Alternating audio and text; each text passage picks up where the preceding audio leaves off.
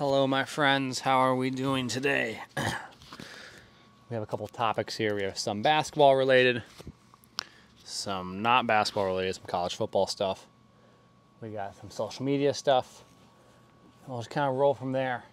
I want to talk about, first off, on the basketball side of things, because probably a lot of what you guys are here for and you follow me for, and some of the updates I have going on. So, quick updates, still looking for some type of representation, agent, individual who'd help me get connected with teams.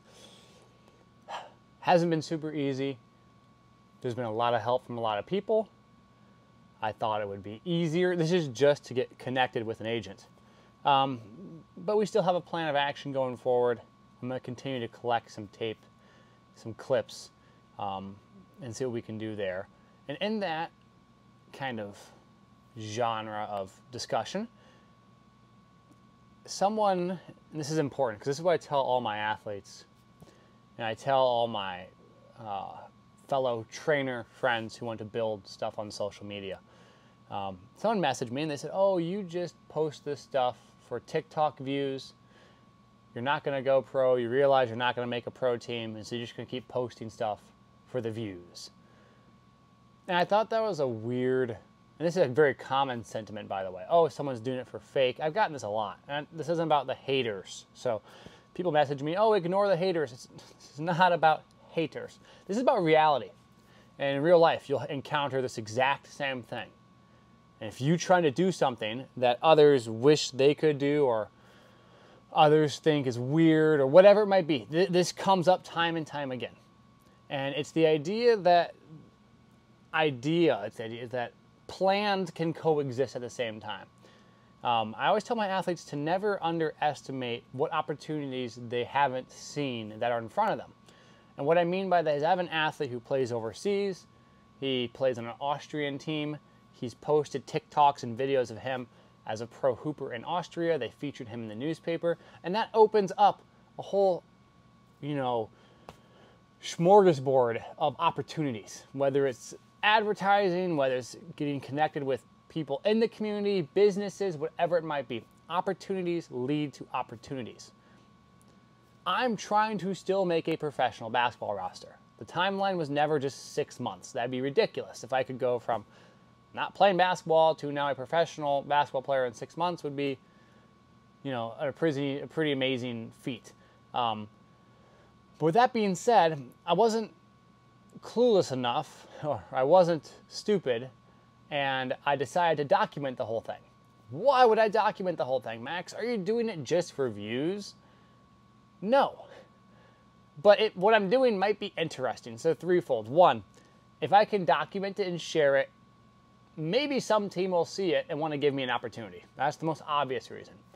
Number two, I document, I share it, people engage with it. If I don't make a professional team, I at least shared something that was engaging across a platform in a medium or a media like social media. Number three is maybe I share it, I don't make a team, it becomes engaging, more opportunities come from it, basketball related. I want to play basketball. The thing is, opportunities that exist in this world to play basketball for a 31-year-old who hasn't played in 10 years are very limited. But if I can share my journey and I gain a following, I gather people who are interested or whatever it might be, yeah, it's going to open up opportunities. Duh, I'm posting on YouTube right now for the sake of opportunities and whatnot associated with it. So, yes, I would like to have an opportunity to play more basketball. I would want to play professional. If I can't play professional and I have to do the So You Think You Can Hoop tour, which is something I wanted to do this summer. This summer's not over yet, but basically is. But the TBT came up, and basically what I was going to do, there's a lot of popular popular training facilities that you might see online, not popular online facilities. And I wanted to go and play in their pickup runs and maybe work with their trainers and go through some stuff to see if I can actually hoop. So You Think You Can Hoop tour. Maybe I'll do that next summer, because if I don't make it to a pro team, I'll at least be very good at basketball at that point. I sure hope so, at least much better. And so I can pursue that aspect of it. So don't be so single-minded in the sense that this journey starts and ends with being a professional basketball player, or your journey starts and ends with whatever you do, and then nothing more beyond that. If you don't get that goal, no segue, and just end it. Think of yourself like a business. You pivot, you move, you redirect. You are a ship on water. You want to ride the current. Don't be a rock. Just sink to the bottom. So that's some aspects with why I share what I do here. I'm going to get back to the social media stuff in a second, but I want to talk about basketball because right now with this kind of opportunity of time, it's an opportunity for me to expand my basketball abilities. I mentioned that last time. I'm trying to work on some skills. And what I'm doing is once a week, for a single week, I basically take 1 to 3 moves, and I work through those moves, certain dribble moves, whatever it might be, and I sit there and try to understand, do they work for me? Do they not work for me? How do I like them? Can I use them in a game? And then maybe I find something like a glimmer of utility, and I'll keep it. And so maybe I'm gonna keep doing this. And this past week I've done like a stride stop. I've done this like dribble in and out misdirect. I did a scissor step. Those are kind of the 3 big ones right now. And I really like the stride stop and the misdirect. The scissor step, not for me. I'm not John Wall, sorry. And so I'm going to keep those 2, and I'm going to expand off of it. So I like those 2. I like the stride stop kind of misdirect, and I like the in and out misdirect. They kind of go hand in hand. And now this week I'm adding a tween cross to it and a drop cross to it. So I'm working through stuff I like or maybe don't like, but I'm trying to do it long enough that I can decide whether or not it's useful, but then short enough to allow me to try new things that are different to me. And this is hopefully something useful to you too, because when you go try and expose yourself to something that might be an additive to your skill set that currently exists, doing it too short to not realize if it's useful is always a mistake. And then doing it too long to the point where you know it's not useful, but you're still stuck with it, is another mistake. So you want to go through a feedback loop as fast as you can, as reasonably fast as you can, within the timeline of what you're trying to accomplish. So like, you can't do this really fast feedback loop if you're trying to learn physics because it takes a lot of time. And so you should dedicate a reasonable amount of time to it. But if you're trying to learn a single move or maybe whatever the heck skill set you might be learning, and there's opportunities to learn other skill sets, and there's a large quantity to choose from, like I'm picking a basketball move, there's lots of moves I can pick from, then, you know, maybe I want to pick a couple here and a couple there, and not get stuck on so many because there are so many to try. Do it long enough to realize if it's useful, short enough that it doesn't take up your entire time. That's kind of the way I'm looking at it. Some of the stuff's pretty cool. Some of the stuff's tough, man, because you can practice it, and then doing it in a game is another topic, and that's why I'm playing at some of these other pickup runs where not as serious, and so I can just do stride stops and different types of misdirect moves every single time I dribble the ball just to make it comfortable. I get rep after rep after rep. I get to learn in a somewhat competitive setting. I use that term loosely because it's not like a game, like a yawn here, it's not like an intense, tense game, but it's a game nonetheless. You want to win. So there is some competition to it. It's more competitive than just one-on-one, because in one-on-one, you know you can get another chance. You at least have to be accountable to your teammates. So it's that pause to think about it.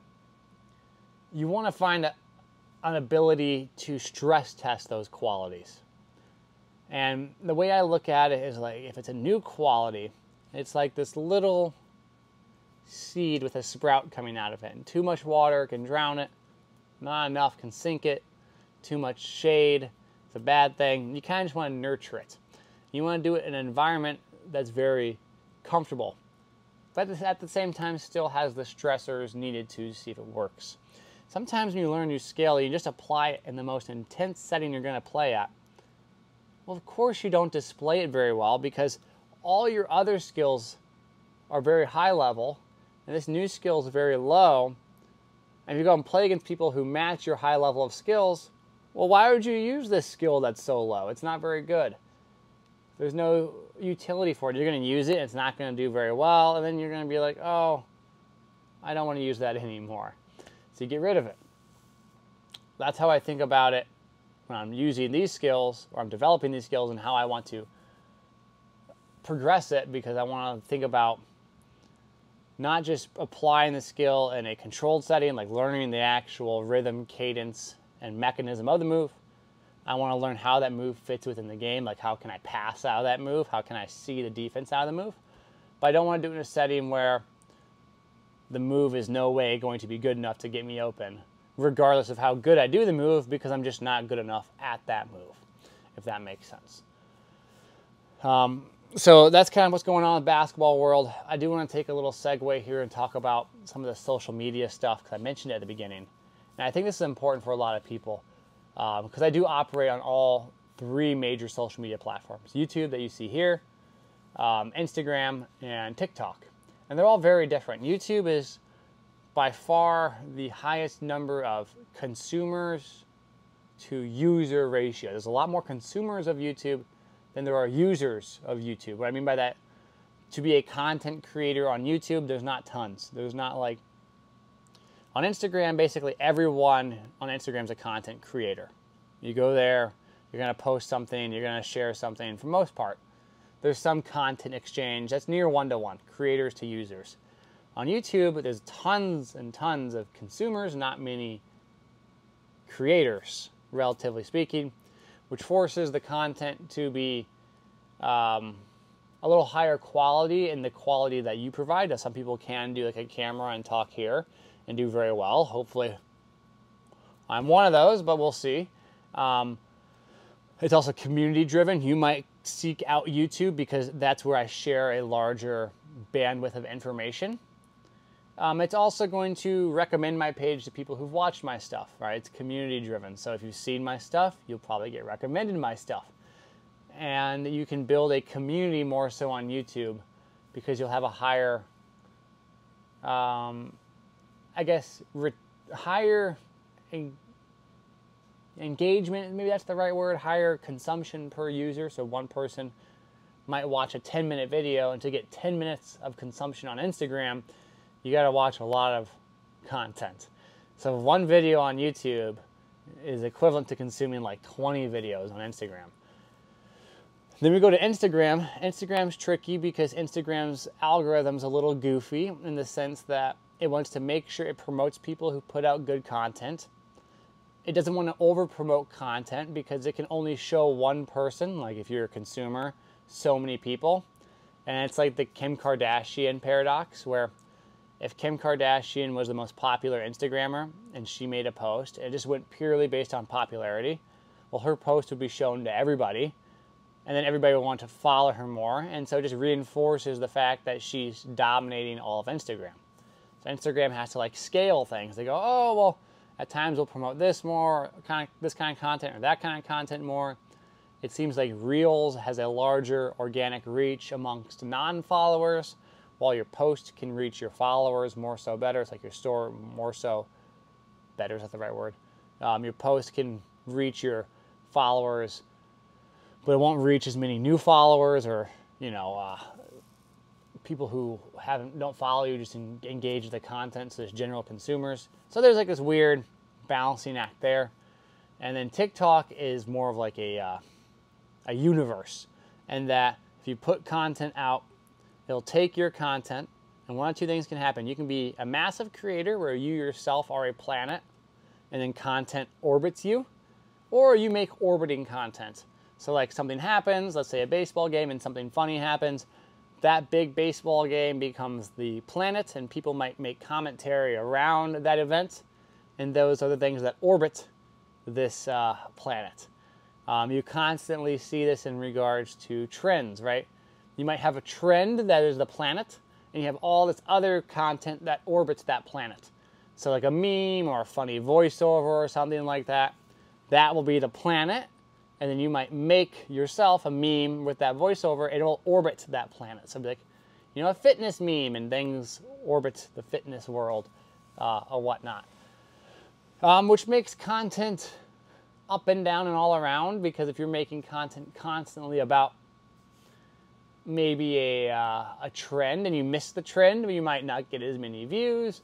It also makes it tougher as an individual, because you might want to post and talk about what you're doing, but the algorithm doesn't really care about what you're doing unless what you're doing fits in with a grander picture. So it can be tough, because people can go on there and they just try and make content for views, and you might fall short because the content you're making isn't connected to anything, let alone being you yourself have built a community for that content to connect with. So there's like some good and bad with it, because you can have some interesting viral dynamics to it. And it is more liable to have any one post go largely viral. But again, it's because it orbits certain content realms. So those are kind of the three big areas I've noticed in terms of social media. I wanted to share that with you guys because people ask, and I work across all three platforms, and I thought it'd be something useful to share. And last but not least, I want to talk a little bit about college football. Yes, I like college football. I've mentioned it before. I love the hope. I love the excitement. I love the game day feel of it. It's awesome. More so than the NFL. I do watch the NFL, but college football for me, I don't know. I've always liked it as a kid. I had college football video games. I don't have the new one, but I had the old ones. I've always really, really enjoyed it. Now, I was thinking about the college football playoff and the expansion, and people get upset. They say, oh, the expansion is going to make the regular season less important. Not necessarily true, in my opinion. College football has the issue that by week 7, there's so many teams eliminated from the grand prize of college football, that is the national championship, that if you're one of those teams in the 7-week realm that's been eliminated, the rest of the year is just working on like getting better, or hoping that you have some emerging talent, because the bowl games have totally fallen off. So then to resolve this problem, they expanded the playoffs, and then teams like Georgia or teams like Alabama, teams like Ohio State, they're basically going to get in the playoffs now. There's no like, oh my gosh, every regular season game matter, because if they lose 2 games, they're still going to get in. So it makes the regular season much less meaningful for only a handful of teams, those super teams. But it makes the regular season so much more meaningful for about 90 other teams. Think about Iowa. That's where I'm at. Everyone cheers for the Hawkeyes here. Well, I guess Cyclones too. I graduated from Iowa State. It does seem like I might be biased. I'm graduated from Iowa State. Hawkeyes are far more prevalent and numerous in their fan base. Could just be me. But what happens is you have the Hawkeyes might be 6-1 or 6-2 by week 8. They're technically not out of it yet. And that idea of not being out of it yet is going to be creating this massive backlog and traffic jam for the last 4 or 5 spots. And that's going to make the regular season be interesting, not just to week 7, but maybe to week 9 or 10. Heck, maybe further down the line even. And so I do think they did a really interesting calculation as to how do we make the regular season more interesting? How do we mitigate making it less interesting for all the teams? You just made it like, NCAA and 32 teams or 64 teams, which isn't reasonable for football, but let's pretend I did. Well, makes the regular season far, far, far less meaningful, because the power of college football is every game is so meaningful. So they found a way to get a nice balance there. They also don't reduce the excitement of each playoff game, right? They don't reduce the end product. And that's a big concern. I think it's going to work out really well for them. I've been very intrigued by this. And the reason why I'm intrigued by it is I think you see nowadays like micro sports or micro entertainment. You have Sprint on Netflix, which is following the 100-meter track runners, and people really engaged with that. It started, by the way, all with like Formula One, F1 racing, and at the time, not super well-known sport in that regard, especially here in the U.S. now extremely popular because of that documentary. You did it with golf. They did it with sprinting. They now have like Kobayashi versus Joey Chestnut. Jake Paul was really one of the front runners in all this. The idea that you could make a lot of hype and excitement around the unknown. College football now has done that same thing and rejuvenated a lot of the regular season by adding excitement and hype and unknown. I think it's super interesting and captivating in that regard. The Olympics did it well. It does it well every 4 years.